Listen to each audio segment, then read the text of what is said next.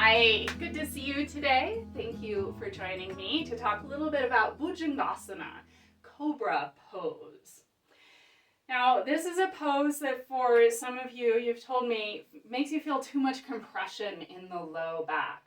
So we're going to talk a little bit about some ways to alleviate that.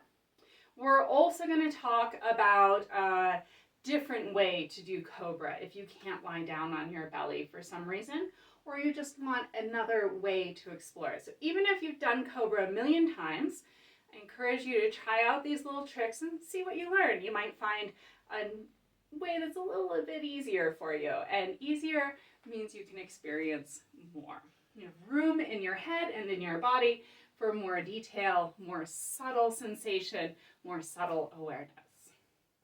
So we're going to start with Cobra alternative here, which is standing back bend. So feet hip width apart, inside edges parallel.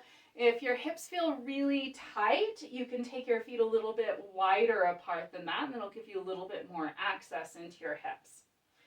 And we're going to start with slightly bent knees, so we can access the pelvis, taking a few tucks back and forth.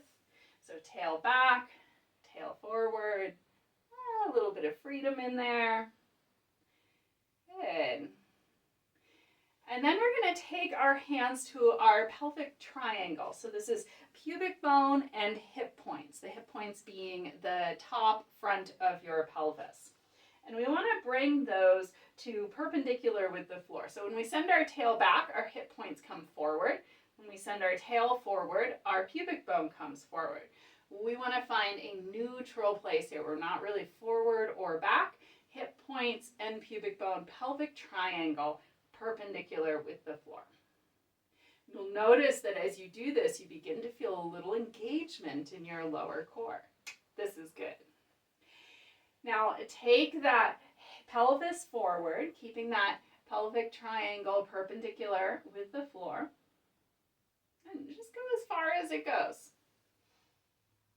Once you're there, begin to lengthen your spine, lifting your rib cage up. Now you should feel not just a little bit of engagement now in the lower belly, but all around your waist as you stretch that rib cage up. This is good. We're going to keep the pelvic triangle where it is.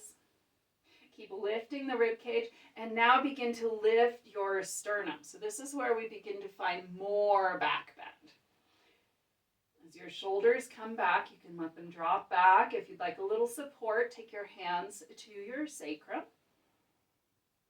And bring your head now in line with the rest of your spine.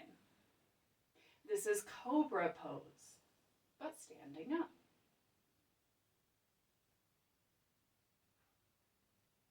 So a great way to explore a little differently. If it's not your favorite pose, this might be a more comfortable way for you to do it, or it could help you find a more comfortable way to do more traditional Cobra.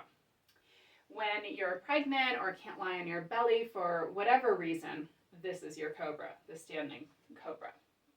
Now, for those of you that would like to try lying down, let's go ahead and do that. So we'll come all the way down to our belly. Take your arms by your sides here. This is for exploration. We want arms by the sides instead of our traditional hands under the shoulders, because we often have a tendency with our hands under our shoulders to press with our arms. And remember, Cobra is not just about a subtle back bend that opens the front body, it's about strengthening your back body, particularly the erectors, the muscles along your spine. So when we do Cobra with our hands under our shoulders, the only reason we're doing that is to tuck our elbows into the side, taking ears away from the shoulders, so that we can use it as a transition pose. So for exploration, hands by the sides. Take your pelvis forward and back, tucking and arching a couple times.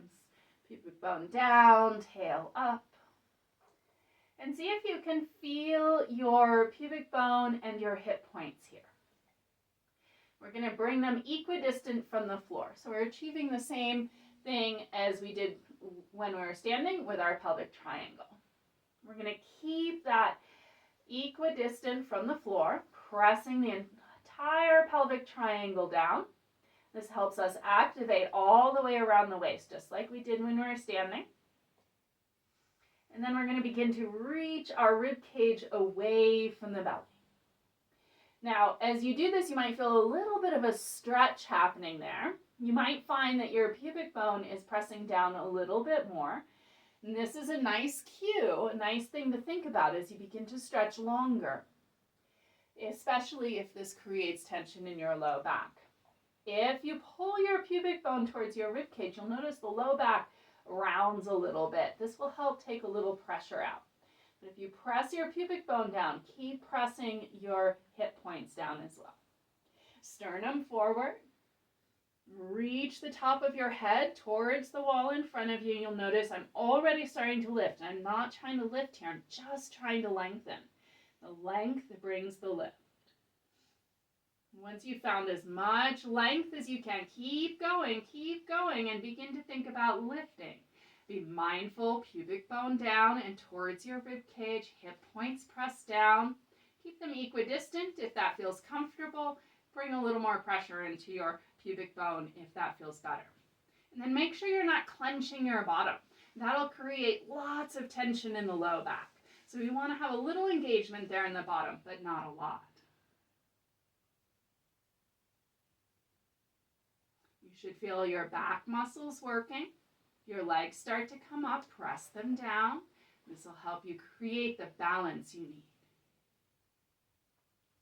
When you're ready, lower all the way down. Now, if you tried that version and you're like, I'm still not sure that feels good for my low back, here's a prop idea for you. Take your blanket and put it under the top part of your pelvis, so under your hip points.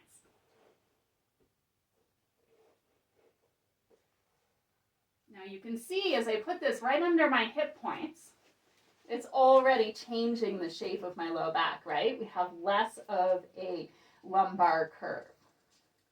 Now in this case, I want to press my hip points down into the blanket, but I also want to press my pubic bone down. So we're no longer going to be equidistant from the floor with that pubic triangle. That's okay. When you're ready, when you've found that pressure down, pressing equally down all around that pelvic triangle, lengthen, reaching your rib cage, your sternum, the crown of your head towards the wall in front of you. And then when you've lengthened as much as possible, then begin to lift. And you'll find you have so much more space in your low back, and that lift is a little easier because we just changed our balance point. And come on down when you're ready. Try this a few times on your own, all 3 different versions, and see what you learn about yourself. If you have questions about it, let me know.